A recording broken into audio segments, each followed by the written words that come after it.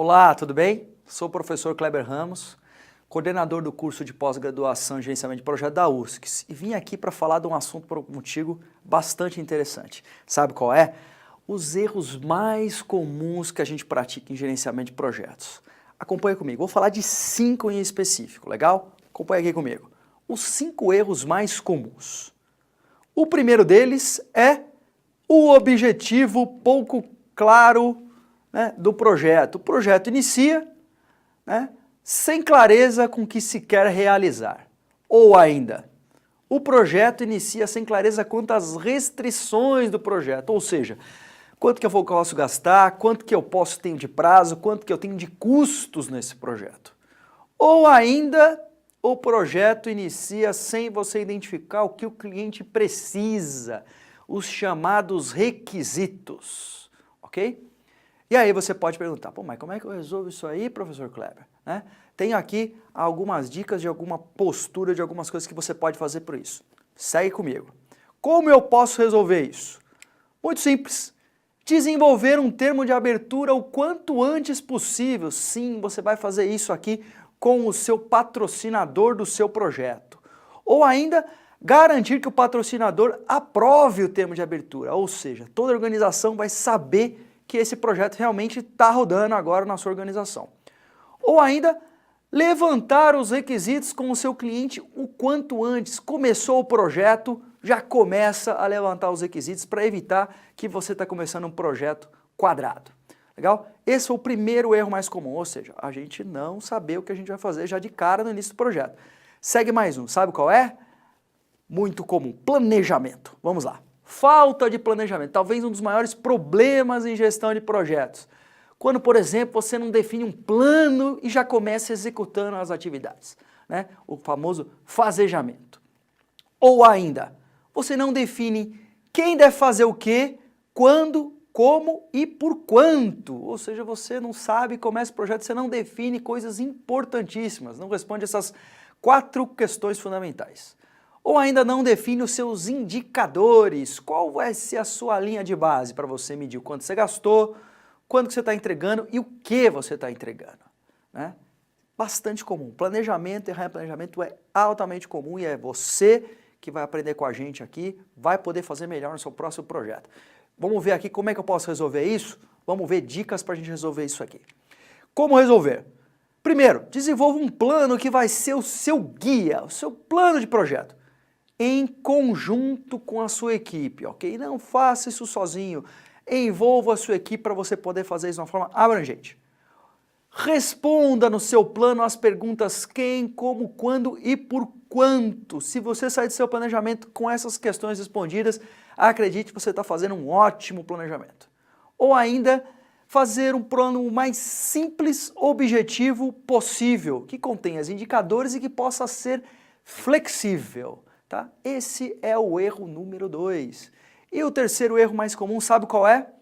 É quando a gente começou o projeto e sabe o que? A gente acha que a gente só pode tomar conta de indicador, né? E a gente esquece de liderar as pessoas. Esse é o terceiro erro mais comum. Vamos lidar? Gerenciar e não liderar as pessoas, ou seja, a gente achar que a gente só manda ordens.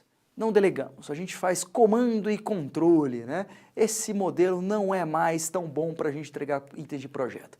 Não desenvolver a equipe, não apoiar a equipe do projeto, não fazer aquele trabalho de coaching que você pode fazer, apoiando a equipe, ajudando as pessoas a se desenvolver. Ou apenas se concentrar em controles e indicadores, ou seja, o gerente do projeto, né, que fica só sentado na sua mesa olhando gráficos e tudo mais. Esse é um erro bastante comum, né? A gente acreditar que só isso é o suficiente para resolver os nossos problemas. Como que a gente pode resolver isso, professor Kleber? Vamos dar uma olhada em algumas dicas interessantes? Então vamos lá. Como resolver isso? Desenvolver o chamado mindset de gerente de pessoas, isso mesmo. Gerente de projetos é também gerente de pessoas, ok? Lembre-se disso que você vai começar a ser um ótimo gerente de projetos. Ou ainda desenvolver a atitude de coach da sua equipe. Sim, todo bom gerente ajuda a sua equipe a se desenvolver, ajuda as pessoas a crescerem no trabalho e na organização.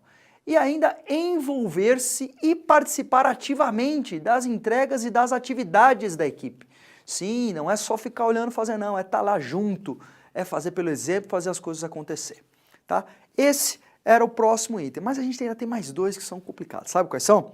O outro, riscos. A gente não avaliar riscos adequadamente. Vamos dar uma olhadinha? Negligenciar os riscos potenciais.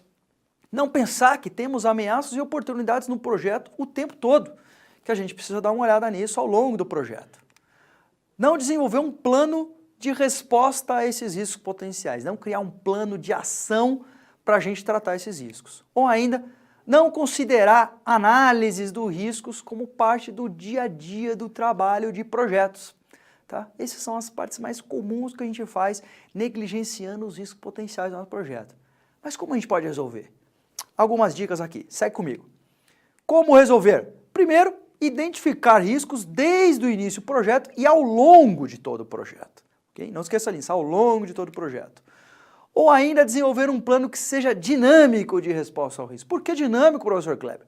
Porque você vai estar olhando ele constantemente, fazendo ajustes neles constantemente. Desenvolver a cultura, incentivar a cultura do anti-risco. Tá? Ou seja, a gente é avesso a risco e influenciar isso na sua equipe de projeto. Ok? Essas são algumas dicas do item 4, mas ainda tem mais um que talvez seja o mais clássico e mais comum erro de gerenciamento de projetos e dos gerentes de projetos. Sabe qual é? Comunicação. A gente falha bastante ainda nisso, né? Vamos dar uma olhadinha? A comunicação ineficiente. Não pensar que existem diversos tipos de pessoas e cada uma dessas pessoas com diversos interesses no seu projeto, certo? Não levar isso em conta. Pensar que todos devem ser comunicados da mesma forma, né? Vamos passar a mesma informação do mesmo jeito para todo mundo. Não desenvolver uma estratégia para a gente lidar com as partes interessadas, com as pessoas, com a nossa equipe e definir como vão ser essas formas de comunicação, né? Esses são os erros mais comuns, a gente achar que todo mundo tem que se comunicar do mesmo jeito, ser tratado da mesma forma dentro do ambiente de projetos, né? Aqui vai algumas dicas de como a gente pode tratar isso, como a gente pode tentar resolver ao longo do projeto. Segue comigo. Como resolver?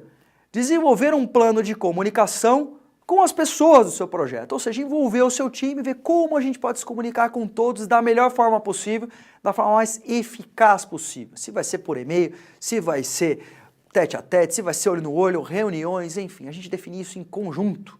A outra é definir relatórios e reuniões na linguagem adequada aos participantes, ou seja, da forma mais simples e proativa diretamente possível. Comunicar-se muito mais olho no olho e sem pedir feedback. Sim, meu amigo, comunicação, olho no olho, o velho olho no olho sempre é melhor. E sempre peça feedback para a pessoa que você está se comunicando no projeto, para ver se ela entendeu exatamente do jeito que você quis dizer. Se você seguir isso, pode ter certeza que você vai gerenciar seu projeto muito melhor. Essas foram as 5 dicas, os 5 problemas, os mais comuns que a gente tem em projeto, tá bom?